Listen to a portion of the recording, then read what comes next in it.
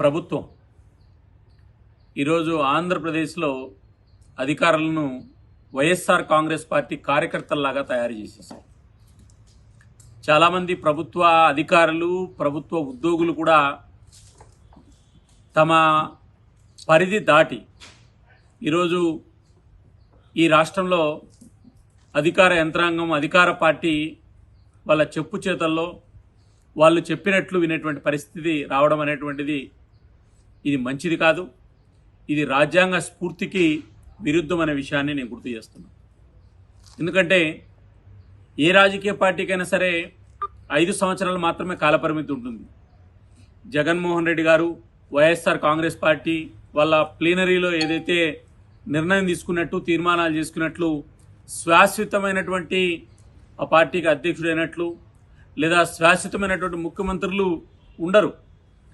పార్టీకే ఎన్నికల కమిషన్ నియమాలకు అనుగుణంగా మార్పులు చేస్తారు. అయితే వైఎస్ఆర్ కాంగ్రెస్ పార్టీ ప్రభుత్వంలో ఈరోజు కొంతమంది అధికారుల యొక్క వ్యవహార శైలి మీద అవసరమైతే గవర్నర్కు ఫిర్యాదు చేయాలనుకుంటున్నాం. చీఫ్ సెక్రటరీ ఆంధ్రప్రదేశ్ కూడా ఫిర్యాదు చేస్తాం. ప్రధానమైన అంశం ఏంటంటే వికసిత భారత్ సంకల్ప యాత్ర. భారత ప్రభుత్వం అధికారికమైన కార్యక్రమం. ఇది దేశంలో అన్ని రాష్ట్రాల్లో నిర్వహిస్తుంది. ప్రతి గ్రామ పంచాయతీకి కూడా ఒక కేంద్ర ప్రభుత్వానికి సంబంధించినటువంటి ఒక ప్రచార రథం, 10 పథకాలకు సంబంధించినటువంటి ప్రజల్లో అవగాహన, లబ్ధిదారుల ఎంపిక, దీనికి సంబంధించినటువంటి ఒక మార్గదర్శకాలు కూడా ప్రభుత్వానికి జారీ చేయడం జరిగింది. దేశంలో అనేక రాష్ట్రాల్లో ఈ కార్యక్రమం నిర్వహిస్తున్నారు. సాక్షాత్తు భారత ప్రభుత్వం, రాష్ట్ర ప్రభుత్వాలు సంయుక్తంగా నిర్వహించాల్సిన కార్యక్రమానికి సంబంధించి మన ఆంధ్రప్రదేశ్లో కూడా గౌరవ రాష్ట్ర గవర్నర్ గారు గుంటూరులో దీన్ని ప్రారంభించడం జరిగింది. అయితే ఆంధ్రప్రదేశ్లో ఈరోజు ఈ ప్రభుత్వం ఎక్కడ కూడా ఈ రాష్ట్ర ప్రభుత్వం నోడల్ అధికారులని నియామకం చేసి జిల్లాకు కానీ, అసెంబ్లీలకు కానీ, మండలాలకు కానీ ఏవైతే అక్కడ పెట్టాల్సినటువంటి 5 కౌంటర్స్ కానీ లేదా ప్రజలకు లబ్ధిదారులుగా ఎవరైనా అర్హులు ఉంటే వాళ్ళకి చేయాల్సినటువంటి సహకారం కానీ పూర్తిగా చేయడం లేదు. ఎవరు అధికారులు వికసిత భారత్ ప్రచార యాత్రలో పాల్గొనడమే లేదు. ఏదో ఆ గ్రామంలో ఉన్నటువంటి ఆ పంచాయతీ సెక్రటరీకి వదిలేసి కనీసం దాని మీద మానిటరింగ్ కూడా చేసేటువంటి పరిస్థితి లేదు. ఒకటి ఆయుష్మాన్ భారత్, దీనివల్ల హెల్త్ డిపార్ట్మెంట్ ద్వారా కార్డు ఇవ్వాలి.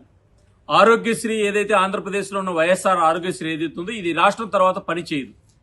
అదే పిఎంజేవై కార్డుగాన ప్రజలకు ఇస్తే దేశంలో ఏ రాష్ట్రంలో అయినా సరే, ఏ ఆసుపత్రులైనా సరే 5 లక్షల రూపాయల వరకు వీళ్ళు వైద్యం చేయించుకునేటువంటి వెసులుబాటు ఉంటుంది. రెండోది గరీబ్ అన్న యోజన. ఈ పథకం కింద ఎవరైనా బియ్యం కార్డు రాని లబ్ధిదారులకు ఇవ్వాలి. ఇది సివిల్ సప్లై డిపార్ట్మెంట్ చూడాలి. మూడోది దీన్ దయాళ్ అంత్య యోజన. ఇది నేషనల్ రూరల్ లైవ్లీహుడ్ మిషన్ సంబంధించినటువంటిది. డిఆర్డిఏ వెలుగు ద్వారా చేస్తారు. ఈ అధికారులు ఎవరు కూడా వెళ్ళడం లేదు. పిఎం విశ్వకర్మ యోజన, ఈ మధ్యనే ఎంఎస్సీలకు ఏదైతే చేతివృత్తులు వాళ్లకు ప్రభుత్వం ఈరోజు న్యూ ఎంటర్ప్రైజెస్ కింద లోన్లు ఇచ్చేటువంటి ఒక వెసులుబాటు ఉంది. దీన్ని ఈరోజు ఈ రాష్ట్ర ప్రభుత్వం పట్టించుకునే పరిస్థితి లేదు.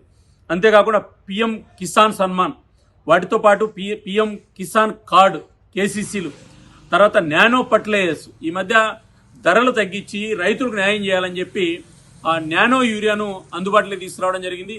భారత ప్రభుత్వం దానికి దాదాపు 70% సబ్సిడీ ఇస్తుంది. దానికి సంబంధించింది కూడా ఈరోజు చేయాలి. పిఎం పోషణ అభియాన్ మనకు తెలుసు ఐసిడిఎస్ డిపార్ట్మెంట్ ద్వారా చేస్తారు. ఈరోజు ఆంధ్రప్రదేశ్లో ఒకవైపు అంగన్వాడీలు ఉద్యోగం చేస్తున్నారు, ఒకవైపు ఏమో ప్రభుత్వం దాన్ని పట్టించుకునేటువంటి పరిస్థితి కూడా లేదు. జలజీవన మిషన్, ప్రతి ఇంటికి కుళాయి ఇవ్వాలి. కేంద్ర ప్రభుత్వం నిధులు ఇస్తుంది. 40,000 కోట్లు ఆంధ్రప్రదేశ్ మంజూరు చేసింది. ఈ ప్రభుత్వం చేతులు ఎత్తేసింది. ఎందుకంటే ఈ పథకాలు ప్రజలకు అందితే, ఈ పథకాల ద్వారా ఈరోజు ప్రజలకు మంచి జరిగితే అదేదో బీజేపీకి పేరు వస్తుందని, నరేంద్ర మోడీ గారికి పేరు వస్తుందనేటువంటిది ఒక కుట్ర కోణం ఈరోజు స్పష్టంగా కనపడుతుంది.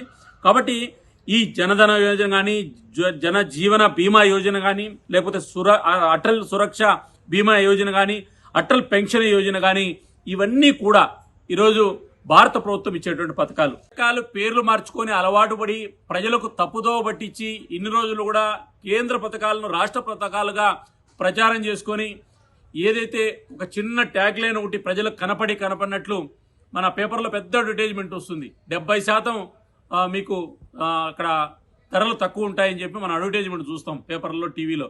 కింద మాత్రం ఒక లైన్ ఉంటుంది, షరతులు వర్తిస్తాయని. ఈ రకంగా ఉంది ఈ ఆంధ్రప్రదేశ్లో ప్రభుత్వం యొక్క తీరు.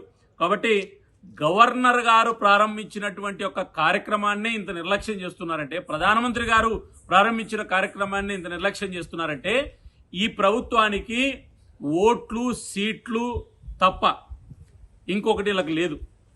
ఇంకా కొంతమందికి అయితే ఈ ఓట్లు సీట్లతో పాటు నోట్లు కూడా అవసరం. ఆ పనిలో బిజీగా ఉన్నారు.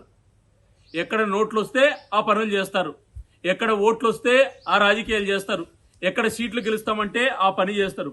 కాబట్టి తక్షణం ఆంధ్రప్రదేశ్ ప్రభుత్వం దీని మీద చర్యలు తీసుకోవాలని చెప్పి సిఎస్ గారికి కూడా ఫిర్యాదు చేయడం జరుగుతుంది. వాటితో పాటు సమైక్య స్ఫూర్తి గురించి పెద్ద పెద్ద ఉపన్యాసాలు మాట్లాడుతుంటారు వైఎస్ఆర్ కాంగ్రెస్ పార్టీ ఎమ్మెల్యేలు, మంత్రులు, ఎంపీలు. పార్లమెంటులో కూడా ఉపన్యాసాలు దంచేస్తారు వీళ్ళందరూ కూడా. ఇంకా మీడియా ముందరకు వస్తే మీడియా పులులు వైఎస్ఆర్ కాంగ్రెస్ పార్టీ వాళ్ళకి అడ్డు అదిపే ఉండదు, మాట్లాడుతుంటారు. నేను అడుగుతున్నా, సమైక్య స్ఫూర్తి అంటే ఏంది? రాష్ట్రము కేంద్రము కలిస్తే కదా సమైక్య స్ఫూర్తి. మీరు ఈరోజు ఆంధ్రప్రదేశ్లో సమైక్య స్ఫూర్తి ఉందా? సమైక్య స్ఫూర్తికి వైసీపీ ప్రభుత్వం ఉద్దేశపూర్వకంగా తూట్లు పడుస్తుంది. కాబట్టి వైఎస్ఆర్ కాంగ్రెస్ ప్రభుత్వం సమైక్య స్ఫూర్తిని గురించి మాట్లాడేటువంటి నైతిక హక్కు లేదనే విషయాన్ని నేను గుర్తు చేస్తున్నా. తక్షణం సిఎస్ గారు ఆదేశాలు జారీ చేయాలి. లేకపోతే మేము అన్ని జిల్లా కలెక్టరేట్ల దగ్గర ఈ ఆయుష్మాన్ భారత్ను నిర్లక్ష్యం చేస్తున్న ప్రభుత్వ అధికారుల వైఖరికి నిరసనగా ఫిర్యాదు చేయడం జరుగుతుంది. ఐఏఎస్లు కూడా ఒక విషయాన్ని నేను గుర్తు చేస్తున్నా. ఐఏఎస్లుగా ఉండొద్దండి. ఆంధ్రప్రదేశ్లో ఐఏఎస్లు కూడా కేంద్రం పంపినటువంటి వాళ్ళు, కేంద్ర పరిధిలో ఉద్యోగం చేసేటువంటి వాళ్ళు. మీరు ఢిల్లీకి రావాలంటే ఐఏఎస్లు కూడా రావాలి. ఇది ఒక అలాట్మెంట్ ప్రక్రియ ఉంటుంది. డిఓపిటి కింద అండర్ కంట్రోల్లో ఉంటారు ఐఏఎస్లు. ఐఏఎస్ రాష్ట్ర ప్రభుత్వ పరిధిలో ఉద్యోగం చేస్తారు తప్ప వాళ్ళ కంట్రోల్ రాష్ట్ర ప్రభుత్వం కాదు. కాబట్టి నేను ఐఏఎస్లు గుర్తు చేస్తున్నా, ఈ ప్రభుత్వానికి 3 నెలలే టైం ఉంది. 3 నెలల తర్వాత ఈ ప్రభుత్వం అధికారంలో ఉండదు. మీరు 60 సంవత్సరాలు ఉద్యోగం చేస్తారు. కాబట్టి 3 నెలల్లో పోయేటువంటి ప్రభుత్వానికి 30 సంవత్సరాలు ఉద్యోగం చేసేటువంటి అధికారులు భయపడాల్సినటువంటి అవసరం లేదనే విషయాన్ని నేను గుర్తు చేస్తున్నా. కొంతమంది అధికారులు ఎవరైనా మీకు మోజు ఉంటే, మీకు కోరిక ఉంటే ఉద్యోగానికి రాజీనామా చేసి మీరు వైఎస్ఆర్ కాంగ్రెస్ పార్టీ కండువా కప్పుకొని వైఎస్ఆర్ కాంగ్రెస్ పార్టీ కార్యకర్తల్లా పనిచేయడం మాకేం అభ్యంతరం లేదు. ప్రభుత్వ జీతం తీసుకునేటువంటి ఉద్యోగస్తులు ప్రజలకు సేవ చేయాల్సినటువంటి బాధ్యత ఉందనేటువంటి విషయాన్ని మీరు మర్చిపోవద్దు. ట్రాన్స్ఫర్లు చేస్తారనో, లేదా ఎమ్మెల్యేలు బెదిరిస్తారనో, లేదా మండలాల్లో నాయకులు బెదిరిస్తారనో, మంత్రులు బెదిరిస్తారనో బెదిరి ఉద్యోగాలు చేయాల్సినటువంటి అవసరం లేదు. కొంతమంది ఎమ్మెల్యేలు, ఎంపీలు, మంత్రులు ఈ రకమైనటువంటి పనులు కూడా చేస్తున్నారు. నేను అడుగుతున్నా, ఎందుకు వికసిత భారత్లో ఎమ్మెల్యేలు పాల్గొనడం లేదు? ఎందుకు ఎంపీలు పాల్గొనడం లేదు? ఎందుకు ఈ రాష్ట్రంలో మంత్రులు పాల్గొనడం లేదు? ఇది ప్రభుత్వ పథకం కాదా? ఎందుకు ముఖ్యమంత్రి పాల్గొనడు? అంటే ఈరోజు ఈ పథకాలు ప్రజల దగ్గరికి వెళితే వైఎస్ఆర్ కాంగ్రెస్ పార్టీ ఇన్ని రోజులు 4 సంవత్సరాలు చెప్పినటువంటి అబద్ధాలు, లేదా 4 సంవత్సరాలు ప్రజలకు పథకాలు పేర్లు మార్చి చేసినటువంటి ఒక వ్యవహారం బయటపడుతుంది. కాబట్టి ముఖం చాటేశారా అని నేను అడుగుతున్నా. కాబట్టి తక్షణం ప్రభుత్వం స్పందించాలని చెప్పి నేను గుర్తు చేస్తున్నా. రెండో అంశం, ఈరోజు 4.5 సంవత్సరాల వైఎస్ఆర్ కాంగ్రెస్ పార్టీ పాలన మీద వైనాట్ 175 అని ఏదో సినిమా డైలాగులు చెప్తున్నారు వైఎస్ఆర్ కాంగ్రెస్ పార్టీకి సంబంధించిన మంత్రులు, ఎమ్మెల్యేలు, నేతలు. నేను అడుగుతున్న, మంత్రులందరూ బయటకు వచ్చి గుండె మీద చేసుకుని మీ ముఖ్యమంత్రి గారు మీకు టికెట్ ఇస్తాడని నేను అడుగుతున్నా. వైనాట్ 175 అని మాట్లాడుతున్నటువంటి వాళ్ళు మీకు మీ ముఖ్యమంత్రి గారు టికెట్ ఇస్తారా? వణికిపోతున్నారు 4-5 రోజుల నుంచి, ఎవరు టికెట్ వస్తుందో ఎవరు రాదు అనేటువంటిది. వైఎస్ఆర్ కాంగ్రెస్ పార్టీ ఈరోజు ఎమ్మెల్యేలను ఎందుకు మారుస్తుంది? ఎంపీలను ఎందుకు మారుస్తుంది? సాక్షాత్తు జగన్మోహన్ రెడ్డి గారి క్యాబినెట్లో ఉన్న మంత్రులు ఎందుకు మారుస్తున్నారు? అంటే మీ ఎమ్మెల్యేలు అసమర్థులా? మీ ఎంపీలు అసమర్థులా? మీ మంత్రులు అసమర్థులా? ఇంత అసమర్థమైనటువంటి మంత్రులు, ఎమ్మెల్యేలు, ఎంపీలు పెట్టుకొని మీరు రాష్ట్రానికి ఏం సేవ చేశారో మీరే ఒప్పుకుంటున్నారు కదా.